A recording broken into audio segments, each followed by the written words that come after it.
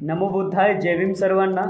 आज सर्वात महत्त्वाचा मुद्दा घेऊन आलेला आहे. बौद्ध तरुण जॉब करत असताना त्यांच्यापुढे जात किंवा धर्म आल्यामुळे त्यांचे करिअर खुंटते का, किंवा त्यांचं जात समोर आल्या कारणाने त्यांचे करिअर होत नाही का, हा सर्वात महत्त्वाचा आणि बहुचर्चित प्रश्न मी घेऊन आलेला आहे. तत्पूर्वी मी 8 टॉपिक्स या ठिकाणी डिस्कस करणार आहे. ते 8 टॉपिक झाल्यानंतर हा विषय घेणार आहे. तर 8 टॉपिक कोणते? तर पहिले 8 टॉपिक डिस्कस करू, त्यानंतर मग हा मुद्दा आपण पुढे नेऊयात. तर 8 टॉपिकपैकी पहिला मुद्दा मी इथं मांडतो आहे. तर dedication of the work.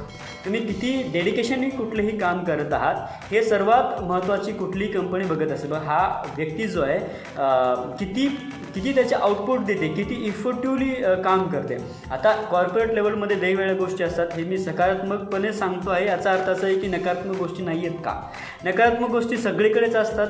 There is nothing satisfied job in every one's life. कोणाच्याही आयुष्यामध्ये एखाद्या सॅटिस्फॅक्टरी असलेला जॉब कोणालाच भेटत नाही. ते त्यांच्या आयुष्यात कधीच सॅटिस्फॅक्शन नसतात, त्यांना सॅटिस्फाईड नसतात. बौद्ध ते कुठल्याही MNC कंपनीमध्ये काम करत असो, लिमिटेड कंपनीमध्ये काम करत असो, किंवा ते व्यवसाय करत असो, ते त्यांच्या आयुष्यात कधी सॅटिस्फाईड नसतात. एक कॉमन फॅक्टर आहे. कधीही घेऊन चला, ते त्यांच्या आयुष्यात कोणीही म्हणजे बियॉन्ड तुम्ही जे आता बघत असणारे जे व्यक्ती आहात, जो कोणी व्यक्ती आहे तो व्यक्ती त्यांच्या आयुष्यामध्ये सॅटिस्फाईड नाही आहे. पण सॅटिस्फॅक्शन मानून घ्यायला लागतं. बुद्धही म्हणतात की सगळ्या गोष्टी अनित्य आहेत आणि कुठली गोष्ट अशी परमनंट अशी नाही आहे. Nothing is permanent. आणि ही गोष्ट सगळ्यांना आपल्याला मान्य करून पुढे जावे लागेल. तर पहिला मुद्दा आहे की डेडिकेशन ऑफ दी वर्क. किती तुम्ही डेडिकेशन देऊन कुठलंही काम करता, तर तो मुद्दा आहे. कुठली कंपनी ह्या गोष्टीवरती जास्त थिंक आउट करत असते, बघत असते की तुम्ही किती डेडिकेशनली काम करता. दुसरा मुद्दा, सिकिंग द गुड ऑपॉर्च्युनिटीज. सारखं तुम्ही गुड ऑपॉर्च्युनिटीज बघत चला, पण याचा अर्थ असा नाही की 1 वर्ष झालं, 6 महिने झाले, 1 महिना झाला, 2-3 महिने झाले की लगेच तुम्ही गुड ऑपॉर्च्युनिटी शोधा, असं नाही आहे. ह्याच्यामध्ये पण दुसरा मुद्दा असा आहे की सारखे तुम्ही ऑपॉर्च्युनिटी बघत असाल तर मग तुमचं करिअर जे आहे ते असं ढासळत जाईल. मग तो एका महिन्यात तुम्ही जॉब सोडताय म्हणजे दुसरी कंपनी जी तुम्हाला हायर करणार आहे तर ती सतत बघणार की बा हा व्यक्तीने किती टेन्युअर कुठल्या कंपनीमध्ये काम केलेलं आहे. फॅक्ट आहे हा. कुठल्याही 1-2 महिन्यामध्ये तुम्ही लगेच स्विच करू नका. सतत ऑपॉर्च्युनिटी शोधत राहा. याचा अर्थ असा आहे की तुमच्याशी सुटेबल अशी ऑपॉर्च्युनिटी शोधा. आणि काही टेन्युअर तुम्ही कंपनीमध्ये घालवल्यानंतर ते टॉपिक मी घेणारच आहे. ओके. दुसरा मुद्दा झाला की सिकिंग द गुड ऑपॉर्च्युनिटीज. तिसरा मुद्दा आहे required skill and certification courses. हा सर्वात महत्त्वाचा मुद्दा आहे. तर वे ऑफ इंटरेस्ट, प्रत्येकाच्या आयुष्यामध्ये वे ऑफ इंटरेस्ट हा सर्वात महत्त्वाचा मुद्दा आहे. आणि त्याला भेटणारे ज्या ऑपॉर्च्युनिटीज आहेत ते वेगळे पण भेटू शकतात, काहीही भेटू शकतात. म्हणजे इन द केस की एखादा इंजिनियर आहे आणि तो इंजिनियर कुठल्या तरी एका मॅन्युफॅक्चरिंग कंपनीमध्ये काम करतो, तर ते एखादी मॅन्युफॅक्चरिंग कंपनीचे काही रूल्स असतात वेगवेगळं. मी असं काही एकाच कंपनीला घेऊन बसणार नाही आहे. किंवा सर्व्हिस बेस्ड पण कंपनी असू शकतात. त्या कंपन्या मल्टिपल वर्क त्या व्यक्तीला देऊ शकतात. किंवा तू हे पण कर, तू ते पण कर, सेल्स पण बघ, परचेस पण बघ, अकाउंट्स पण बघ, असं म्हणू शकतात. मग ते depends on the company norms आणि त्यांचं जे एन्व्हायरमेंट आहे त्याप्रमाणे ते सगळं डिपेंड्स आहे. मग way of interest is very important. तुम्हाला कुठल्या करिअरमध्ये, कुठल्या तुम्हाला डोमेनमध्ये महत्त्वाचं म्हणजे करिअर करावं असं वाटतं आणि कुठलं जे डेजिग्नेशन आहे, कुठलं जे डिपार्टमेंट आहे तुम्हाला आवडतं, त्याप्रमाणे तुम्ही तुमच्या करिअरची ग्रोथ करा. पण जर तुम्हाला अकाउंट डिपार्टमेंट आवडत असेल तर मग तुम्ही ते सर्टिफिकेशन कोर्स करा. टॅली, ERP किंवा SAP करून घ्या, SAP करून घ्या. किंवा तुम्हाला जर सेल्स अँड मार्केटिंग हे जर तुम्हाला आवडत असेल त्याच्यामध्ये PG डिप्लोमा सेल्स अँड मार्केटिंगसुद्धा आहे. इम्पोर्ट एक्सपोर्ट आवडत असेल त्याच्यामध्ये पण बरेचसे कोर्स येत आहेत. खूप गोष्टी आहेत. तुम्ही इंजिनियर आहात, डिझाईनमध्ये तुम्हाला आवड असेल तर मग डिझाईनचे कोर्सेस आहेत. सर्टिफिकेशन कोर्स हे जे आहे ते फक्त रिक्वायर्ड स्किल तुमच्यामध्ये काय आहेत ते तुम्ही तुमचे रिक्वायर्ड स्किल जे आहे ते तुम्हाला अजून आउटपुट देण्यासाठी ते तुम्हाला एक मदत करत असतात. ओके. काय मुद्द्याचं नाव आहे आपल्या की रिक्वायर्ड स्किल ॲक्वायर करा, मिळवा, किंवा सर्टिफिकेशन कोर्स तुम्ही करून घ्या. जे काही तुम्हाला आता इथून पुढे लागणार आहे. म्हणजे तुम्ही ज्या डिपार्टमेंटमध्ये तुम्हाला क्वालिटीमध्ये करता, क्वालिटीमध्ये बरेचसे सर्टिफिकेशन कोर्स आहेत, खूप आहेत.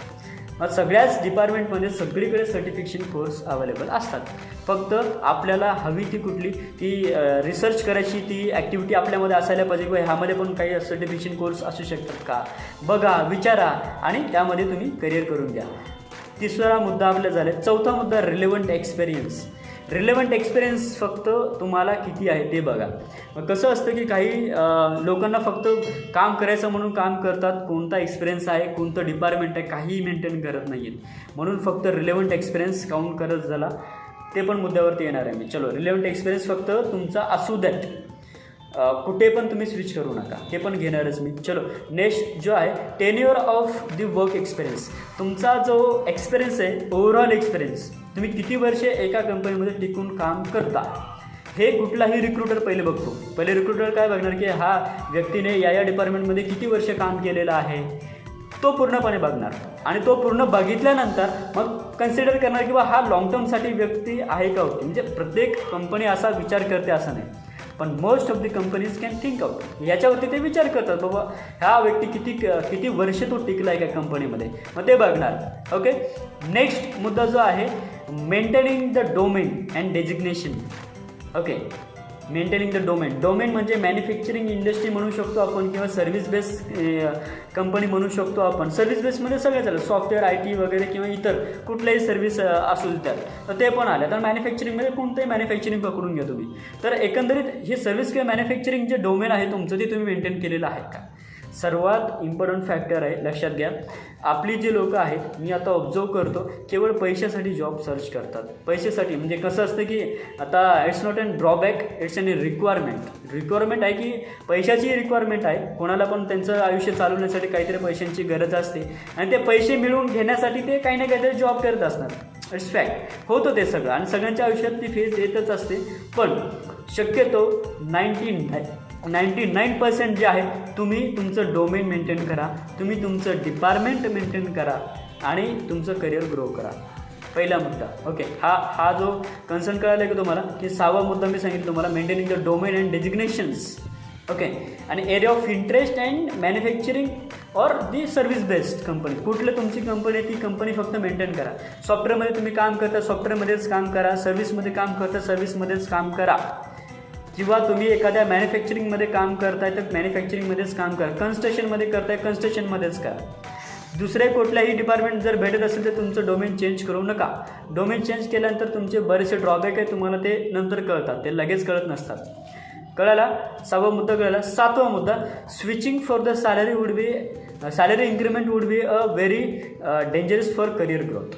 सॅलरी इन्क्रीमेंटसाठी तुम्ही कुठल्याही डोमेनमध्ये एंट्रन्स करू नका. म्हणजे कुठल्याही डोमेनमध्ये, कुठल्याही कंपनीमध्ये, कुठल्याही सर्व्हिस बेस्ड कंपनी किंवा काही पण कुठल्याही कंपनीमध्ये तुम्ही जाऊ नका, कुठेही जाऊ नका. आपली लोक काय करतात, ड्रॉबॅक सांगतो, हे सर्वात महत्त्वाचं ड्रॉबॅक आहे. आणि हे जर जो व्यक्ती फाइंड आउट करेल, तो व्यक्ती त्यांच्या आयुष्यामध्ये 100% करिअर ग्रो करून घेईल, आणि तो पुढे जाईल, खूप पुढे जाईल. सॅलरी इन्क्रीमेंटसाठी कुठली डोमेन सोडू नका. IT मध्ये तर ITमध्येच राहा, कन्स्ट्रक्शनमध्येच राहा, सर्व्हिसमध्ये तर सर्व्हिसमध्येच राहा, मॅन्युफॅक्चरिंगमध्ये तर मॅन्युफॅक्चरिंगमध्येच राहा. कळालं. तुम्ही तुमचं डोमेन मेंटेन करा. त्याच्या व्यतिरिक्त तुम्ही जर इकडे तिकडे जाल तर मग काय होतं की अपॉर्च्युनिटीज सगळ्यांच्या आयुष्यामध्ये येतात. मी एक मुद्दा पण मांडला होता, सिकिंग गुड अपॉर्च्युनिटीज.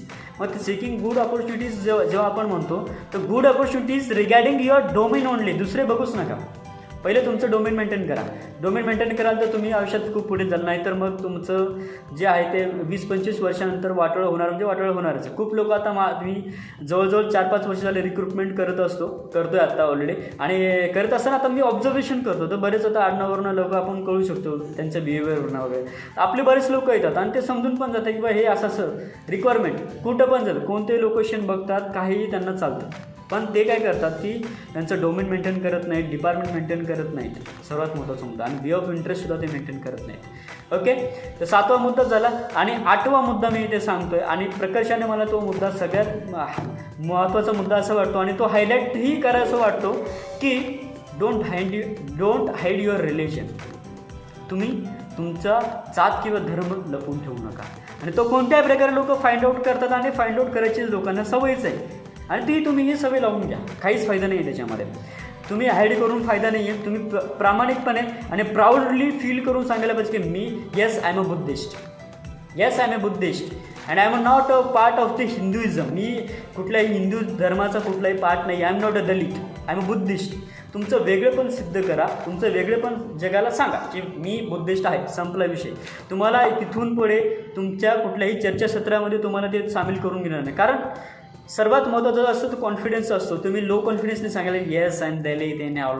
तुम्ही जर सांगाल की मी दलित आहे वगैरे, ड्रॉबॅक्स, काय काय पडले का तुम्हाला त्याच्यामध्ये, काय भेटतंय का तुम्हाला, नाही भेटत आहे तुमचे ऑलरेडी, तुम्हाला ते कसंही फाइंड आउट करणारच आहेत. मग तुम्ही हा जर पॉईंट मांडलात ना तर डिस्कस होणाऱ्या ज्या बऱ्याचशा गोष्टी आहेत म्हणजे कॉर्पोरेटमध्ये डिस्कस होतात.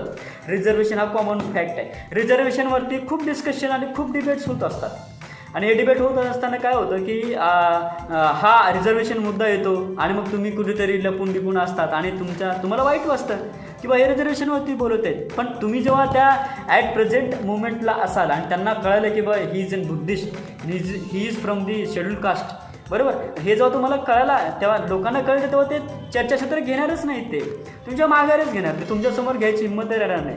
मग तेवढी ॲबिलिटी क्रिएट करावी लागेल. जोपर्यंत तुम्ही ॲबिलिटी क्रिएट करणार नाही तोपर्यंत तुम्हाला काहीच होणार नाही. ओके, 8 मुद्दे मांडलेले आहेत. हे 8 मुद्दे जर तुम्ही फॉलोअप कराल, आता 8 मुद्दे मी अनुक्रमे सांगतोय की डेडिकेशन ऑफ दी वर्क, त्यानंतर सिकिंग द गुड ऑपॉर्च्युनिटी, त्यानंतर आहे required skill and certification course acquire करणे. चौथा मुद्दा आहे रिलेव्हंट एक्सपिरियन्स मेंटेन करणे. त्याच्यानंतर 5वा मुद्दा tenure of the work experience, किती तुम्ही जास्त काम केलेलं आहे. 6वा मुद्दा मेंटेनिंग द डोमेन अँड डेजिग्नेशन्स, म्हणजे आय टीमध्येच मॅन्युफॅक्चरिंग सर्व्हिस असेल तर सर्व्हिसमध्येच मेंटेन करा. डिपार्टमेंटसुद्धा त्याच्यामध्ये मेंटेन करायचं, काही पण असू द्यात, क्वालिटी, प्रोडक्शन, मेंटेनन्स, एक्झिक्युटिव्ह, जे काय असेल ते तुमचं. ओके, 7वा मुद्दा switching for the salary increment would be very dangerous for career growth. हे पण सर्वात मोठं, सॅलरीसाठी फक्त तुम्ही कुठेही ग्रोथ करत जाऊ नका, म्हणजे सॅलरीसाठी कुठेही तुम्ही स्विच करत जाऊ नका. आणि 8वा मुद्दा मी असं सांगितलं की रिप्रेझेंट ॲज अ बुद्धिस्ट म्हणून तुम्ही रिप्रेझेंटेशन करा. बस हे 8 मध्ये जोपर्यंत तुम्ही फॉलो करणार तुम्ही ग्रोथ करूच शकत नाही तुमच्या आयुष्यामध्ये. आणि तुम्ही जोपर्यंत असं स्वतःला सांगाल की तुमचा जात किंवा धर्म हे केवळ आणि केवळ तुमच्या करिअरच्या ग्रोथमध्ये येते, तर ते अतिशय मूर्खपणाचं लक्षण आहे असं मला तरी वाटतं. जोपर्यंत तुमच्यामध्ये ॲबिलिटी आहे, तुम्ही जोपर्यंत एबल आहात, जोपर्यंत तुम्ही ॲबिलिटी सिद्ध करणार नाही तोपर्यंत तुम्हाला कोणी विचारणारसुद्धा नाही. म्हणून तुम्ही ॲबिलिटी सिद्ध करा, सर्टिफिकेशन कोर्स करत चला, तुमचा वे ऑफ इंटरेस्ट बरोबर त्या वेनी घेऊन चला आणि लगेच स्विच करू नका. हे 8 मुद्दे फॉलो करा. तुमच्या आयुष्यात जात किंवा धर्म नावाची गोष्ट कधी येणार नाही. मी स्वतः फॉलो करतोय आता, स्वतः बघतोय. मी तरी आतापर्यंत कधी ऑब्झर्व केलं नाही की अशा गोष्टी होतात वगैरे. हे फक्त बोलबच्चे नाहीत, बरेच लोक अस्वस्थता निर्माण करायची म्हणून केवळ आणि केवळ तुमचा जात किंवा धर्मामुळे लोकांचे करिअर होत नाही असे सांगतात. It's in totally negative thing. Okay, तुम्ही तुमचं मेंटेन करा. तुम्ही स्वतःला सांगा की इट्स इन पॉझिटिव्ह एन्व्हायरमेंट. अस्वस्थता निर्माण करू नका, स्वतःला पॉझिटिव्ह ठेवा, सकारात्मक राहा. सकारात्मक राहिल्याने तुमचे करिअर ग्रोथ होणारच आहे.